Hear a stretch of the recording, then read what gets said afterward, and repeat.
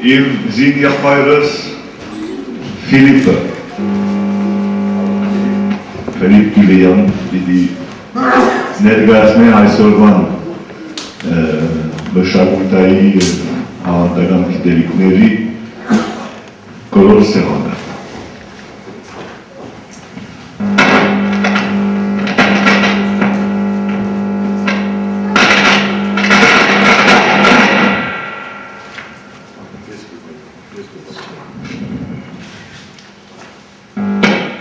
Ուրեմն մեր տաբլոհոն հանդիպումը հետևյալ որոշումներու գայացման եզրակացումն է։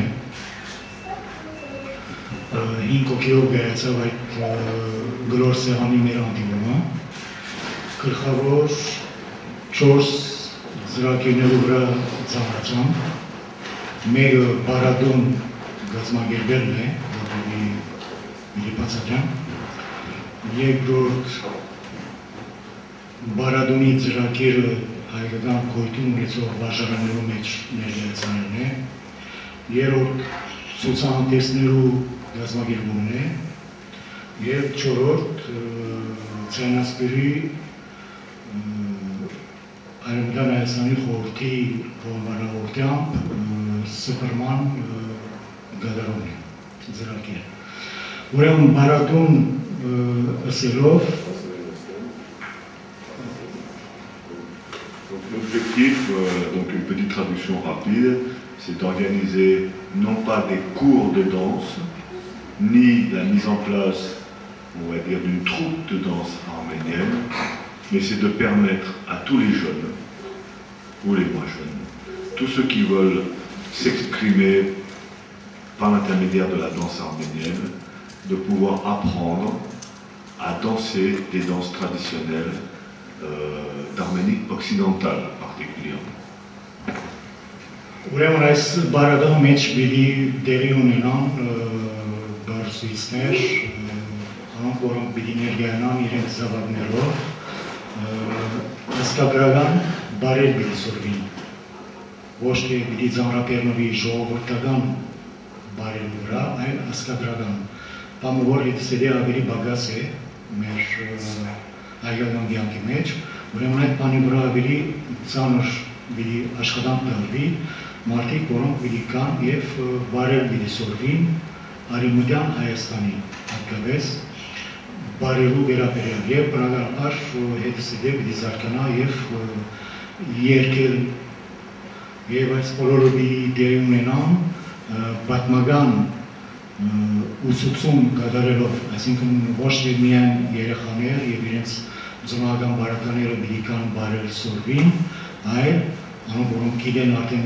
գիտելիքներում վրա պիտի ավելնան, այլ անոնց հիմքեր ու առնչությամբ երևույթներ պիտի ստանան, այսինքն ուսուցման աշխատանքը պիտի դարվի միևնույն ժամանակ, գիտնալով որ բարը, որ երկերը, ինչ բաներու, ինչ կյանքի թրվակներու հետ գաբ ունին, միջագանքին։ Ուրեմն ադիգա պիտի գադարվի սկսելով նախ երևի ամիսը երկու անգամ, առաջարկ դրվեցավ, օրինակ դիգի նանայի գողմեր, որ միայն Պարիզի վրա չկետրոնանա նման աշխատանքվա, այլ Մարսեի բարակային նկատի առնվի եւ հետեւաբար հուսանք, որ գարջ ժամանակեն Մարսեի համար կարելի այս ծրագիրը իրականացնել։ Այդ մարմասներում հետո կատարվի։ Ուրեմն հիմնական աշխատանքը, որը պիտի դարվի այստեղ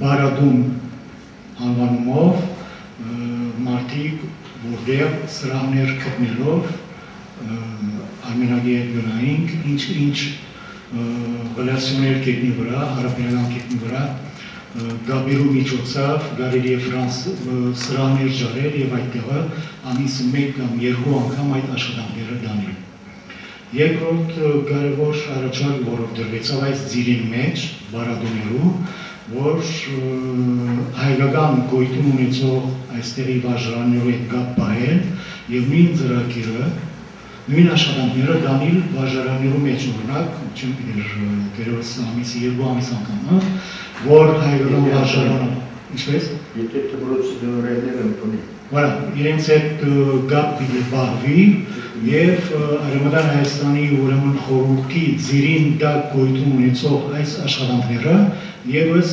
ներմուծվին հայկական գոյություն ունեցող վարժարաններու ծրագիրներեն մեկու մեջ, որպես աշխատանքային, ասենք, պրոցեսն։ Եթե բնականաբար ինչպես որ գսեւ արտևելը դնորենները գոժարին, 5-6 դպրոցներ գոյություն ունին արդեն այժմ զանազան շրջաններու մեջ, նայեն ինչպես կստացվի, որ նման ծրագիրը կարելի է իրականացնել վարժարաններու մեջ, բոլոր դպրոցներ պիտի չկարողանան մեր որոշած եւ քդած սրահները կալ եւ այդ բարերը բարել սովորիլ ինչ որ պետք է սովորին, ասագրական հիմունքներ ունեցող բարերը եւ երկերը, բնականաբար մենք արդյոք դպրոցները գնանք քայլ մահարնել, եթե շնորհվի այդ առիթը շատ հետաքրքրական գլա, որ նորություն ունի, գոյություն չունի գոնե ֆրանսիայի կյանքի մեջ, գոնե մեր կողմէ այդ բանը իրականացվի։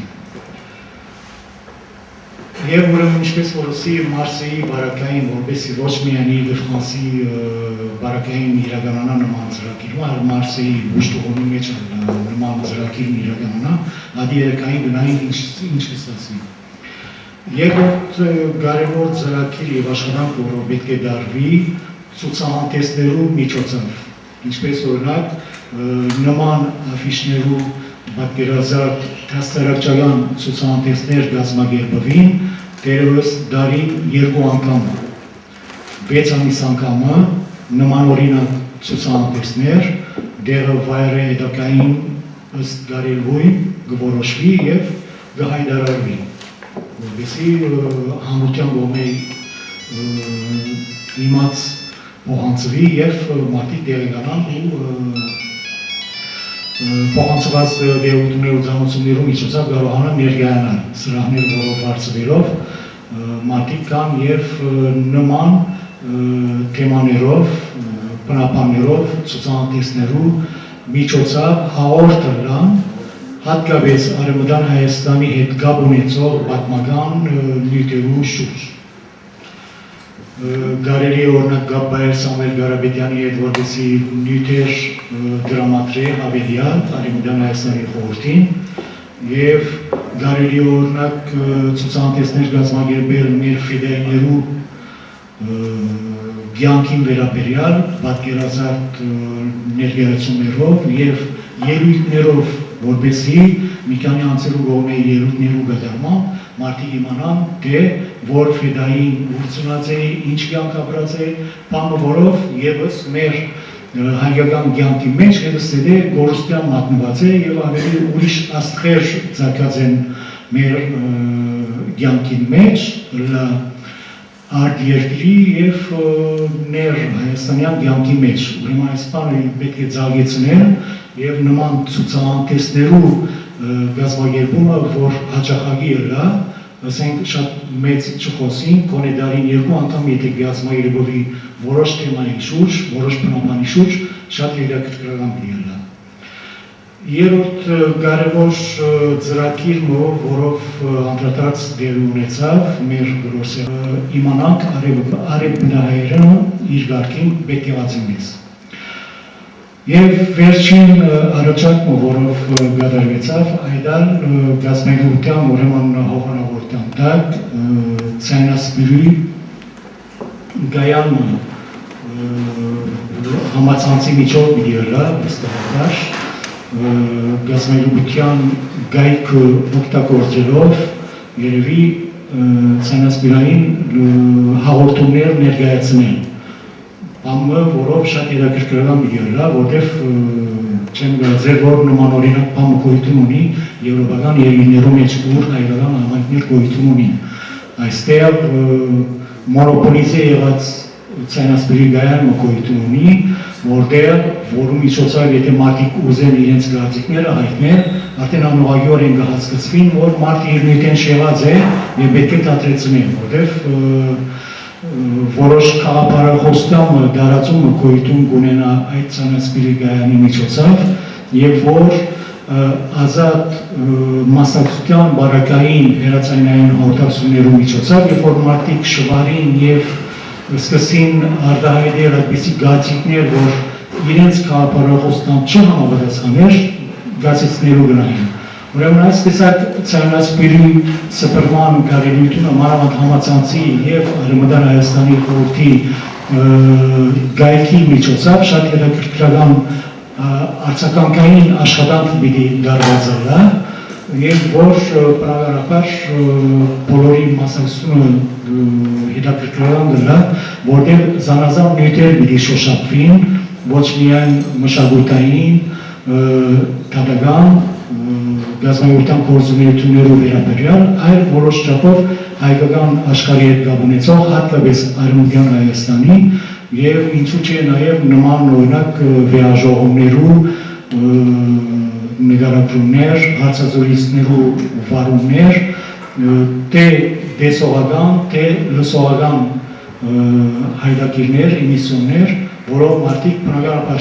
ընկերության գայքը մտնելով պիտի մեկ կոլորիմը բարակային ռադիո պիտի տեսնեն, ռադիոյի վրա կլիկ պիտի անեն եւ իրենց այդ շաբաթական հաղորդումը, որքան ժամանակ որ գուզեն, մտի գնեն եւ հաղորդվին Արևմտյան Հայաստանի գազագործական գործունեություններու վերաբերյալ։ Այսինքն հետաքրքրական բան դիալա եւ որ պետք է չափ դարվի, որ 2010 ժամանակաշրջանին իքորս թրվի եւ գնային որ ինչ արդյունք կուտա, որպես այդ շաբաթական գոնե եւ 3 ժամվա պատրաստվելիք հաղորդումները հետաքային բազմանան եւ ինչու՞ չէ ավելի ժամերով արա։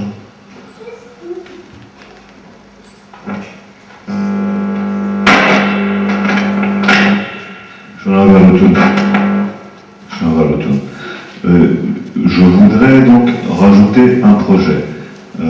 Donc, il faut que vous sachiez que ces objectifs vont être traduits en arménien et en français et vous seront présentés. Donc, je voudrais rajouter un projet et je voudrais que vous puissiez donc prendre en compte sa réalisation. Donc, Philippe, nous avons la possibilité de présenter quelques événements culturels dans le cadre de l'ONU à Genève. Donc, soit par l'intermédiaire d'expositions, de la même façon qu'ici, soit par l'intermédiaire de chants, quelques mouvements ou d'interprétation de danse. Enfin, nous avons cette possibilité. Je vous demande d'y réfléchir davantage et donc de voir avec votre commission particulièrement la possibilité qu'on a dans le courant de l'année 2010, je vous donnerai des dates précises, d'organiser en l'espace de quelques jours, particulièrement à Genève, la possibilité d'exprimer notre culture devant tous les États qui sont représentés donc dans le cadre de l'ONU. Pensez-y, on le note, on reviendra sur cette question tranquillement, ne vous inquiétez pas. Allô?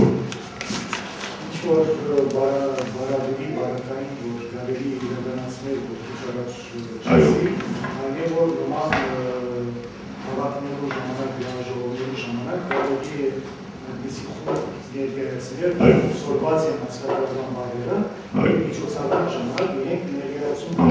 Équipe պատրաստել։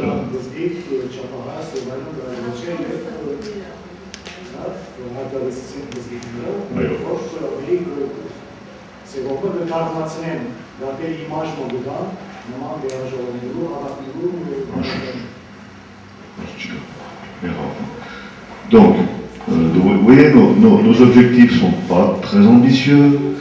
On vise 4 ou 5 objectifs sur l'année. Notre problème, c'est la réalisation, véritablement la mise en pratique. Donc, je vais faire appel à Madame Astrid Daglian. Est-ce que vous souhaitiez intervenir? Bon, alors, venez.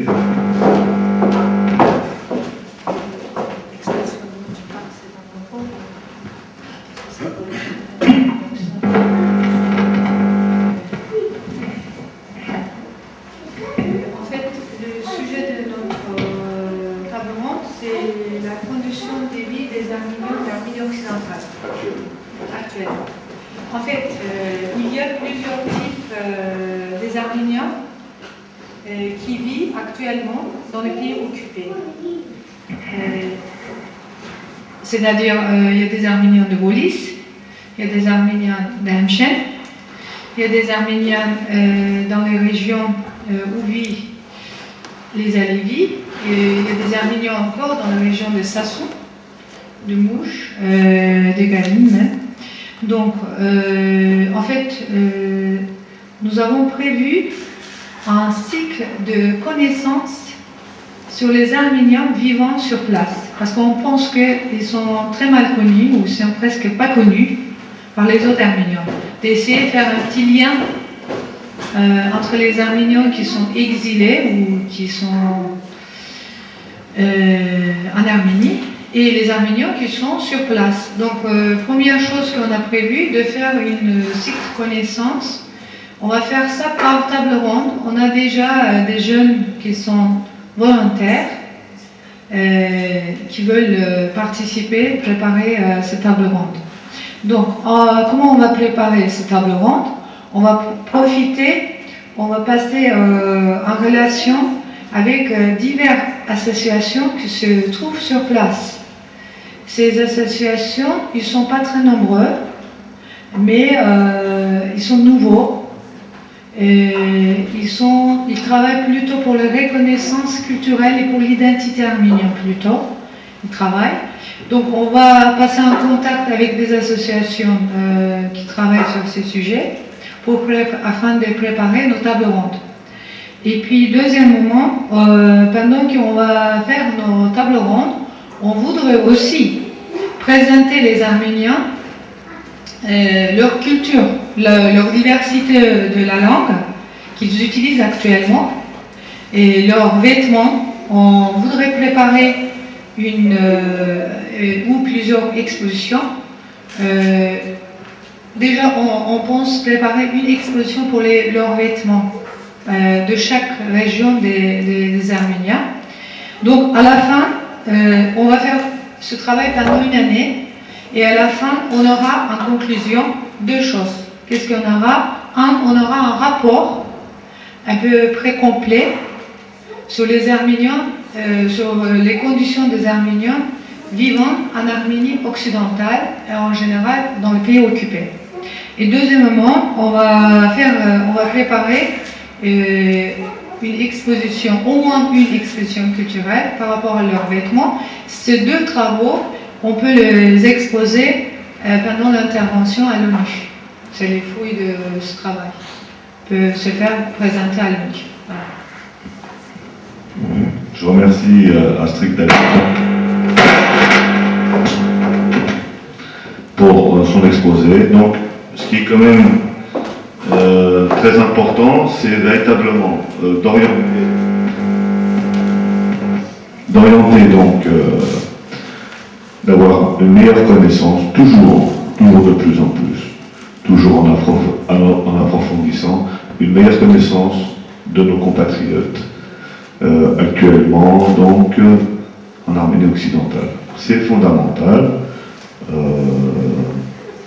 ça fait partie donc, bien entendu, d'un travail de recherche, mais surtout d'un travail de recherche pragmatique.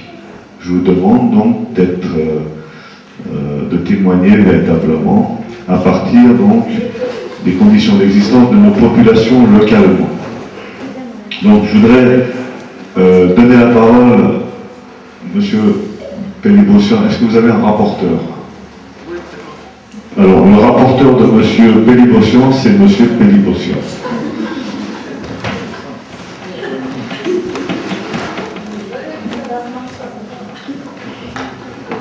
On marque le coup.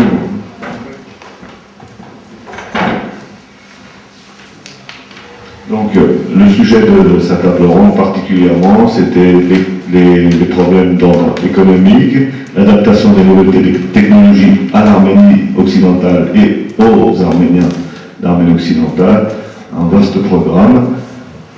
Mais je laisse la parole à M. Pélibossian. Բոլորս գիտենք, որ մեր ժողովուրդը ծրված է աշխարհով մեկ եւ բնականաբար կապերը իրար մեջ հաստատելու որոշակի դժվարություններ ունեն։ Բայց այսօր արդեն նոր տեխնոլոգիաները հնարավորություն են տալի, որ այդ կապը իրականություն դառնա եւ այսօր արդեն մենք օգտվում ենք ֆորումներից, մենք կարողանում ենք պատգամավորների ընտրություններ կատարել,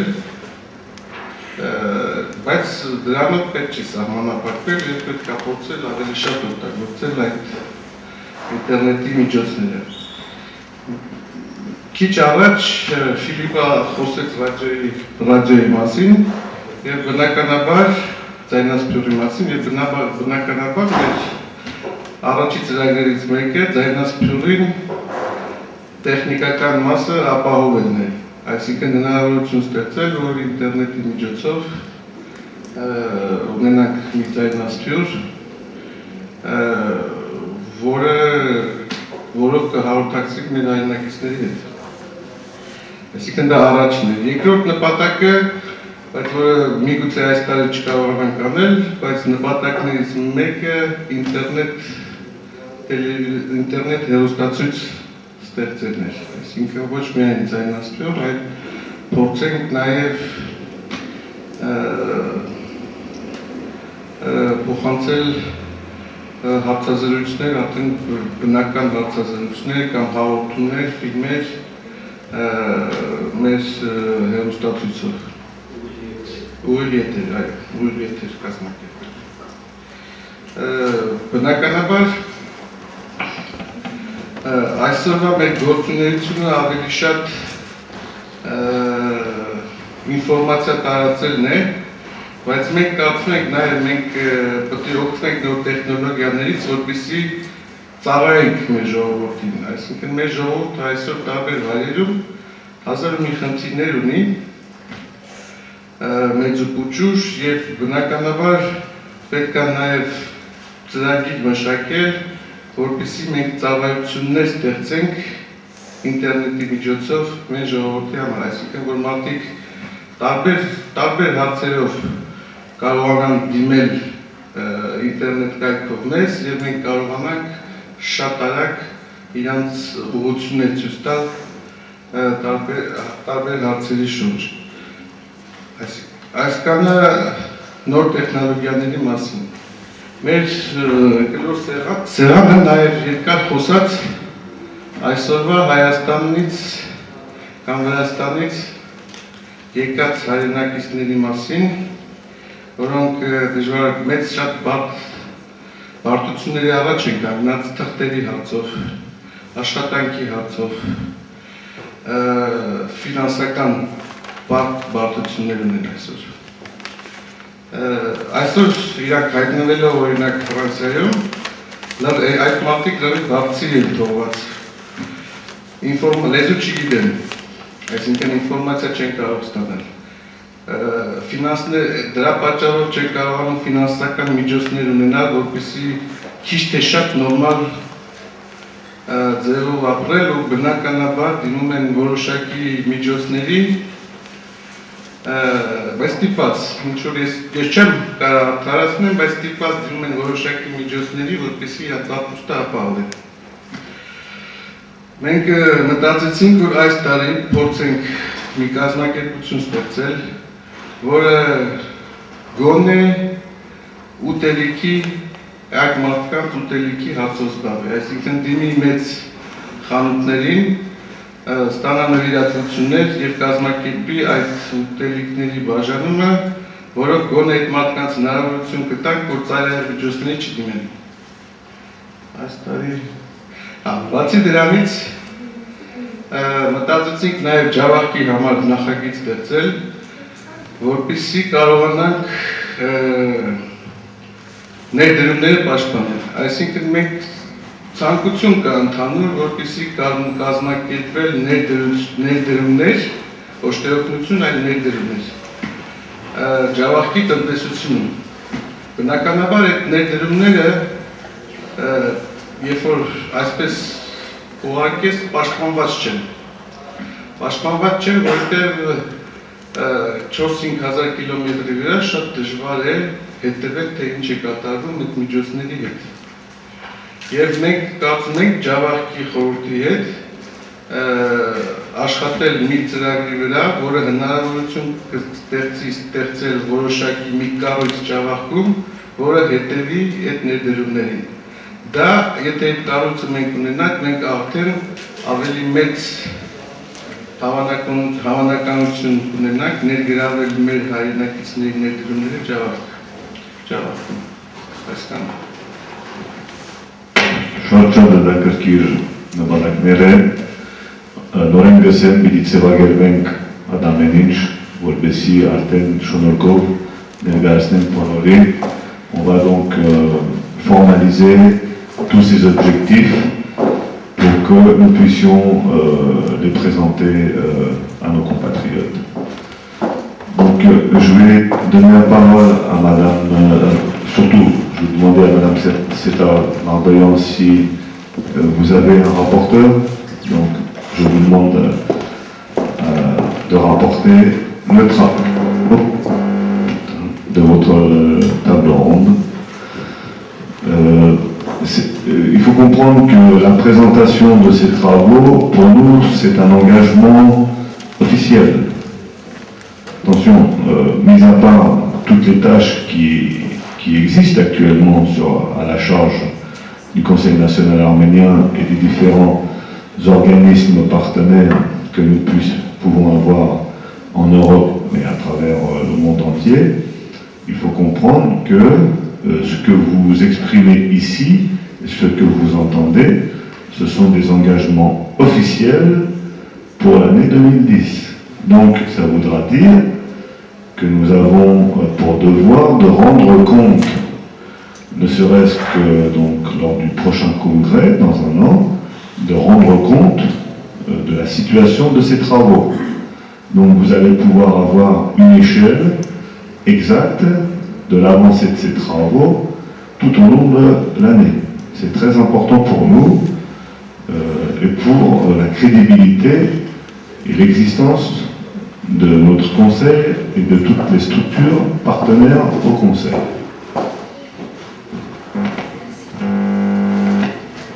Donc je vais vous rendre compte des propositions qui ont été un peu élaborées tout à l'heure autour de la table ronde qui était pour l'éducation, santé et sociale.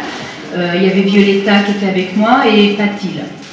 Donc ce qui est sorti de nos idées en fait, c'est tout d'abord, alors vous saviez que j'avais un projet santé en France et un projet santé au Danemark. Donc je vais déjà commencer par ce qui est de la France. Il est primordial pour 2010 d'avoir le listing complet de tous les médecins et des spécialistes de la région parisienne, que ce soit dans les hôpitaux, en libéral et dans les cliniques. Ça, il faut que le projet soit bouclé fin 2010. D'autre part, d'un point de vue social, on s'engage à faire un courrier à toutes les associations arméniennes qui existent à l'heure actuelle pour leur demander, en fait, déjà pour qu'on se présente, et leur demander s'il y aurait possibilité de prévoir des structures d'accueil pour des familles qui viendraient, par exemple, pour des interventions en France, des interventions chirurgicales ou pour simplement se faire soigner à l'hôpital. Donc qu'on puisse accueillir ces familles dans des structures, soit dans des appartements qui seraient réservés à ces familles, soit simplement dans des familles. Je pense qu'en région parisienne, il doit exister des familles arméniennes qui ont de la place et qui seraient prêtes à accueillir des familles qui arrivent comme ça et qui sont un peu dépourvues parce que, bon, face à la maladie, elles ont d'autres projets en tête et c'est peut-être quelque chose d'important de pouvoir les aider dans ces moments-là. D'autre part, moi je m'engage et je prends cet engagement devant vous aujourd'hui de terminer une formation que j'ai commencée avec un psychiatre français par contre, de MDR. Donc c'est une formation qui est, si vous voulez, pour être simple, c'est un peu ce qu'utilisaient les Américains pour les vétérans du Vietnam. Donc pour tout ce qui est traumatisme, pour tout ce qui est état de stress post-traumatique suite à la guerre ou à des problèmes graves qui ont créé des traumatismes chez les personnes. Donc je m'engage à terminer cette formation le plus rapidement possible. Je pense que je pourrai être opérationnelle début 2010 et cela va se concrétiser en fait par la formation de stagiaires psychologues. Donc mon but c'est de contacter toutes les facultés de psychologie de la région parisienne et je pense qu'il doit y avoir des étudiants en psychologie et je m'engage à les former à ces techniques pour qu'après moi ils soient aussi opérationnels et qu'ils puissent prendre la relève. D'autre part, Patil s'engage de son côté à contacter on va dire, je pense que c'est l'éducation nationale, ou enfin je sais pas, enfin les secrétariats d'université, pour essayer de mettre en place, enfin pour essayer de voir qu'est-ce qu'il faudrait faire pour avoir un projet Erasmus. Le but de tout ça en fait, c'est projet Erasmus, c'est en fait des étudiants qui sont en France et qui partent pendant 6 mois, on va dire, à l'étranger pour continuer les mêmes études mais à l'étranger. Donc ça voudrait dire qu'on aurait des étudiants ici, par exemple en médecine ou en sciences de l'éducation ou en psychologie, enfin tout ce qui est social, éducatif et santé, qui pourraient partir par exemple dans un premier temps en Arménie pendant 6 mois, donc qui continueraient leurs études là-bas dans la langue arménienne et qui reviendraient ici au bout de 6 mois et qui continueraient leurs études ici. Et par conséquent, on pourrait également projeter d'avoir des étudiants qui viennent d'Arménie en France et qui continuent leurs études ici pendant 6 mois, qui nous apportent leur expérience et puis voilà, d'avoir des échanges internationaux en fait. Nationaux. Et alors, le but de tout ça...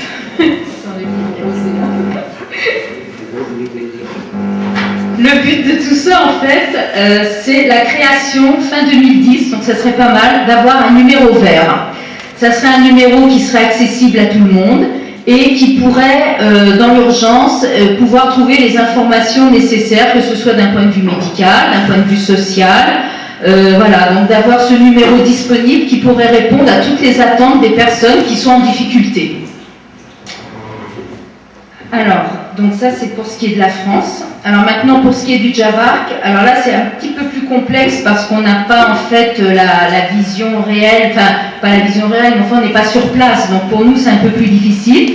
Mais ce qui nous semble essentiel, donc c'est l'ouverture dans un premier temps d'un jardin d'enfants, donc comme on en avait parlé. Mais avant ça, ce qui nous semble indispensable, c'est de faire réellement une campagne de vaccination pour les jeunes enfants. Parce que vous savez comme moi que l'école, c'est quand même le premier endroit où on attrape beaucoup de choses. Et donc, la campagne de vaccination, elle est nécessaire avant l'ouverture de ce jardin d'enfants. Donc pour ça, on va contacter l'OMS. L'OMS est quand même un organisme qui s'occupe de tout ce qui est d'enfance. Et donc ça, on s'engage à le faire très rapidement. Et seconde chose, oui, alors il nous semblait aussi indispensable d'obtenir, je pense que ça, Almenac va nous le faire, une grande carte du Javark, avec tout ce qui est, tout ce que je disais hier, avec tous les points où on a des hôpitaux, des centres de santé, voire des écoles, avec l'état des routes, pour savoir comment on peut être accessible d'un endroit à un autre, et qu'on ait quelque chose où on puisse vraiment travailler comme si on était sur le terrain en fait. Voilà.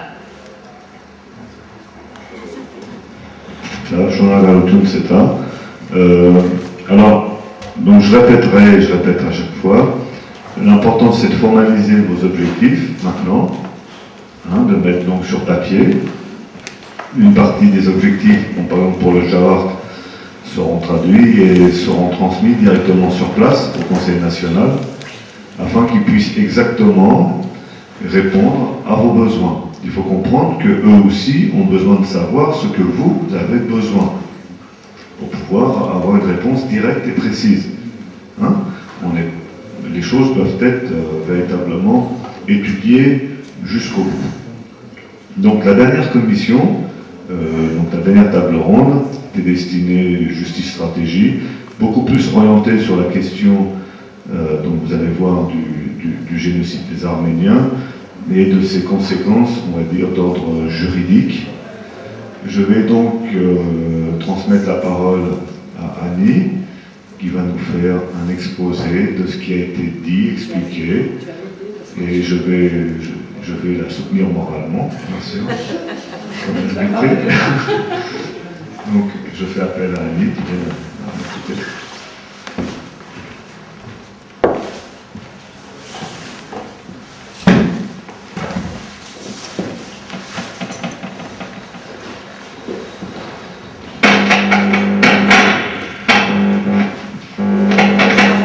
Bonjour à tout le monde.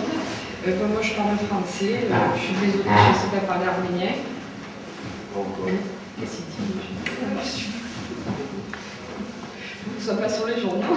Pas encore. C'est pas grave. On devait préparer, on l'avait préparé, donc je dis en gros ce On a que. préparé Alors, donc ce matin nous avons parlé de faire une mise en place d'une commission d'éthique qui travaillerait sur l'aspect juridique du génocide,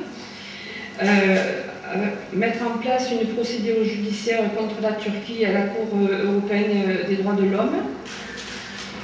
Là, on travaillerait sur l'aspect de la mémoire, avec la commémoration du génocide, avec l'observation de son déroulement.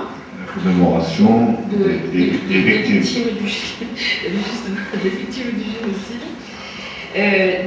Faire aussi des observations, observer du moins les déclarations qui sont faites à cette occasion par les politiques, faire attention à ce qui se dit, et peut-être même mettre pas un veto, mais interdire certaines déclarations à ce niveau-là. Je vais revenir sur l'idée donc de ce qu'on a étudié ensemble.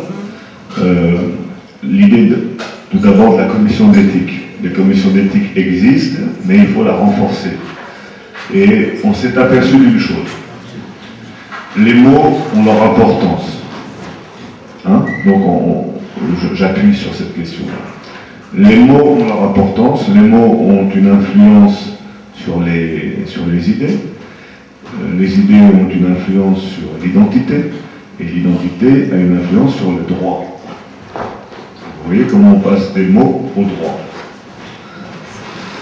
Donc, à ce propos, donc la Commission souhaite renforcer un lexique, l'existence d'un lexique, qui permettrait donc à nos compatriotes, donc suite à aussi la proposition d'une personne dans l'Assemblée, qui permettrait à nos compatriotes de distinguer le vrai du faux, de distinguer la falsification de la réalité, et qui permettrait au moins de dire, mais attention, il y a des courants internes, en tout cas internes, parce que externe c'est simple à distinguer, qui ne correspondent pas à nos textes.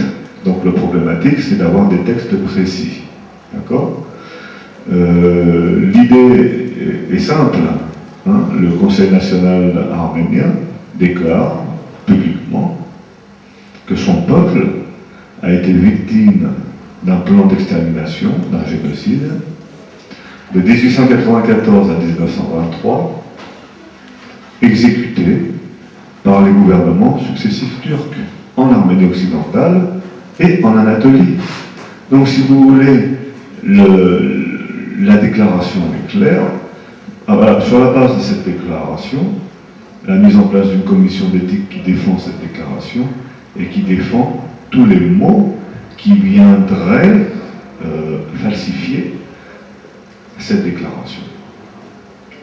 Oui. Une petite chose, donc ce que j'ai appris hier, c'est qu'on doit dire depuis 1894, pas depuis 1814. Alors, il y a un terme, donc il y a un terme précis qu'Annie a relevé, c'est que, en fait, le processus génocidaire a eu lieu de 1894 à 1923, à partir du moment où il y a eu la mise en place des régiments amiliers qui étaient chargés donc de détruire les populations arméniennes d'Arménie occidentale, et que par rapport à cela, nous devons donc faire très attention sur la formalisation et comment on explique les choses. À ce titre, donc, voilà. préparer sur la transmission de la Donc, mémoire. à partir du moment où les mots sont correctement exprimés, effectivement, on arrive à mieux transmettre la mémoire. Mais je voudrais revenir sur un point. Est-ce que vous pouvez revenir sur ce que vous avez dit? 1894 serait la date exacte de début de génocide. Voilà, donc exactement. En fait, ce qui se passe, c'est que la récidive du crime témoigne de l'intention. Ça, il ne faut pas oublier. Alors, il y a une étude philosophique que je suis en train de préparer sur cette question. Bon, c'est vrai que moi, je m'occupe davantage de la partie philosophie, on va dire, au niveau du conseil. Un petit peu, on va dire, martial et philosophique, hein, dans ces termes-là. La partie philosophique est importante. La récidive d'un crime témoigne de l'intention. Quand on tue plusieurs fois une personne morale, un peuple, ça signifie qu'on a envie véritablement d'en finir avec lui. Si nous ne tenons pas compte de ce concept, c'est quand même un concept juridique, donc il existe la philosophie, il existe une philosophie de droit. Hein. Donc je reviendrai, ça fera l'occasion véritablement d'une conférence particulière dans ce domaine.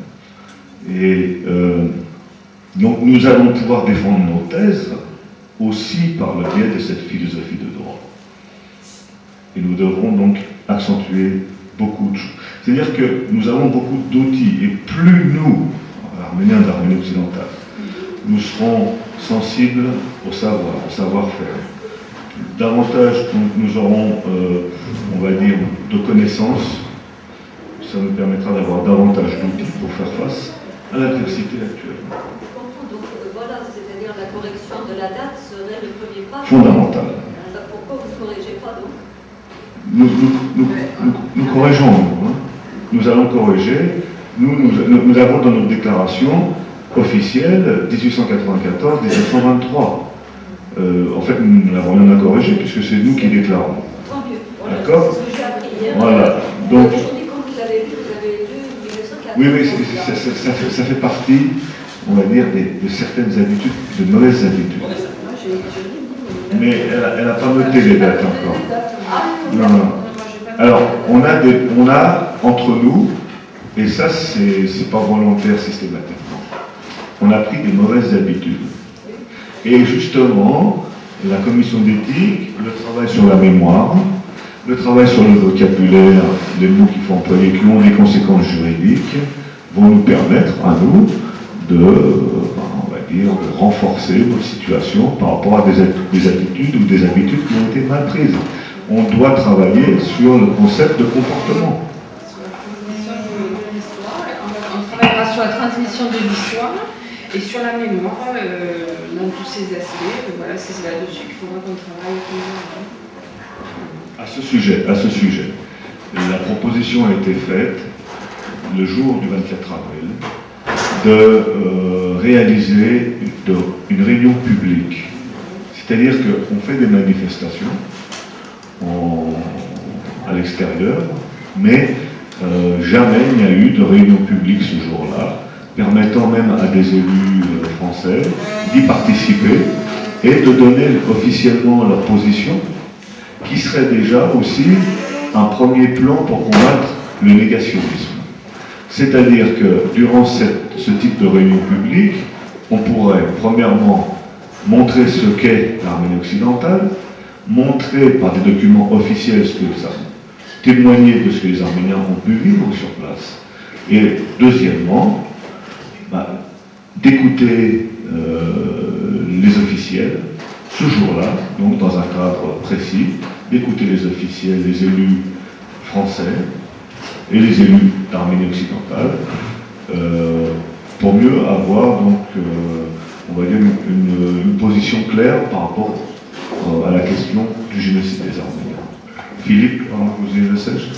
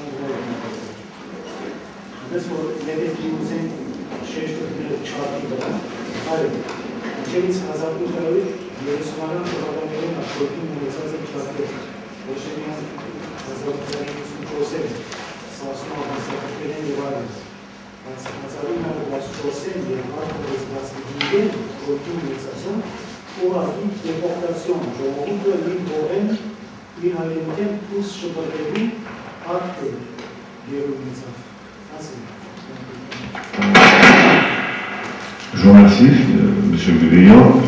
Je voudrais,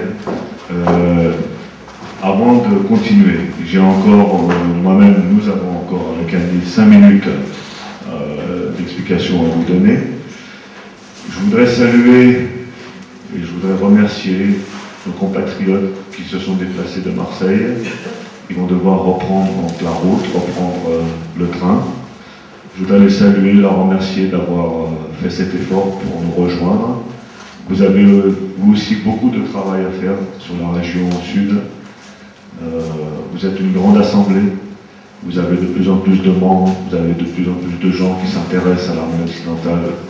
Vous avez des projets, énormément de projets. Tiens, pour vous en donner un rapidement, le 22 janvier, un vendredi, donc on aura une très très grande conférence dans une université de Marseille sur le Djawak.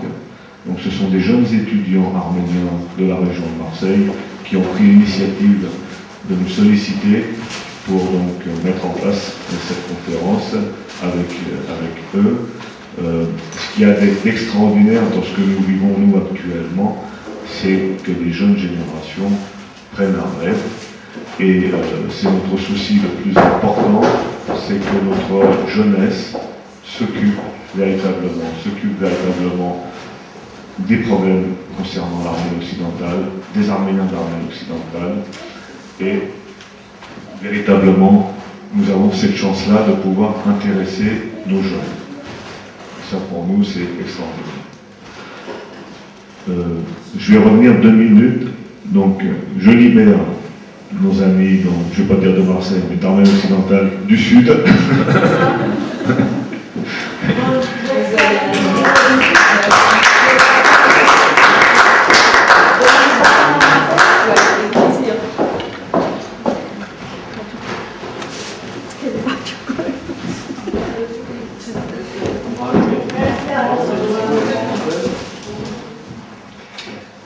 Et donc, je vais reprendre la parole.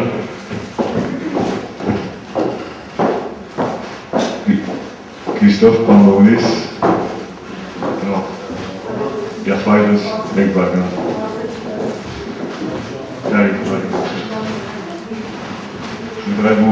Je voudrais présenter Christophe avec Elou Migana. Je voudrais présenter Christophe. C'est mon frère d'armes.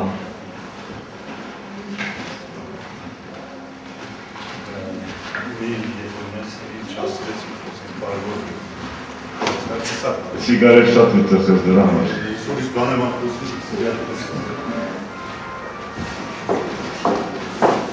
Emma, je voudrais continuer. Je vais continuer tout doucement. D'autres personnes vont nous rejoindre. Sur la question, Annie reste avec moi, nous sommes dans ce moment-là. Sur la question donc de la procédure qu'on souhaite mettre en place pour l'année 2010, vous allez comprendre très rapidement, ça va être clair pour vous. Il faut savoir que donc, concernant le génocide des Arméniens, nous envisageons de solliciter la Cour européenne des droits de l'homme. Donc, de quelle façon? Vous allez tout de suite saisir. Il existe une chronologie du génocide, on en a parlé, c'est 1894-1923. Et à partir de cette chronologie, il existe il existe des textes officiels. Officiels des États, des témoignages officiels des États. Tu permets 2 secondes, s'il te plaît, je termine, après tu vois.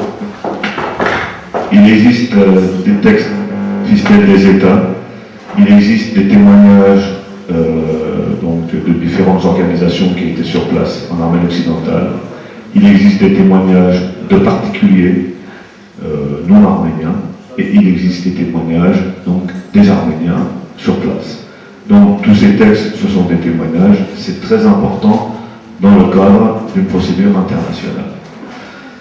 Pourquoi devant la Cour européenne des droits de l'homme? Parce qu'il existe une convention particulière, qui est la Convention européenne sur l'imprescriptibilité des crimes contre l'humanité et des crimes de guerre. Donc ça c'est important, et nous allons donc solliciter la Cour à partir donc de cette convention, la convention numéro 82. Un autre élément qui témoigne aussi de la possibilité de pouvoir solliciter cette convention, les crimes contre l'humanité prévus par la Convention pour la prévention et la répression du crime de génocide, c'est bien précis, adopté le 9 décembre 1948 par l'Assemblée générale des Nations Unies. Donc nous rentrons complètement dans ce cadre, puisque l'Assemblée générale des Nations Unies a elle-même précisé par le rapport Whittaker que nous avons la possibilité de rentrer dans ce cadre. Donc nous allons solliciter la Cour aussi à partir de ces bases-là. Autre chose, je vous rappelle ce que les Turcs répondent. On en a parlé hier, les Turcs nous disent mais le génocide des Arméniens n'ayant pas eu lieu donc après 1948, on ne peut pas parler de génocide.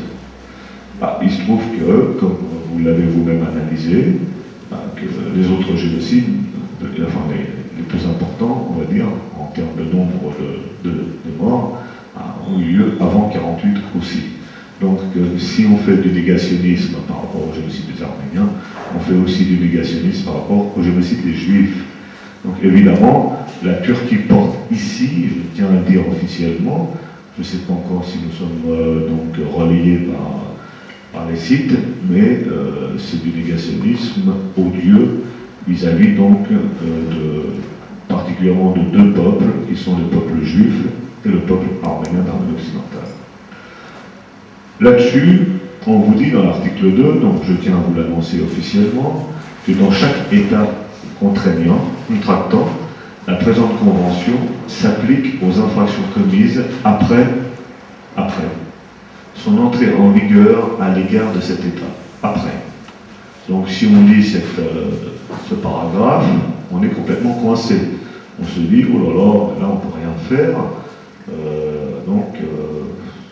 c'est pas la peine, qu'est-ce que tu nous dis, ça ne correspond pas du tout à notre situation. Et puis le paragraphe 2, qu'est-ce qu'il dit? Elle s'applique également aux infractions commises avant cette entrée en vigueur, la bouffée d'oxygène, etc., psychologiquement, on sent mieux, dans les cas où le délai de prescription n'est pas encore venu à expiration à cette date. Évidemment, à partir du moment où nous avons affaire à un génocide qui a été reconnu par l'ONU, nous n'avons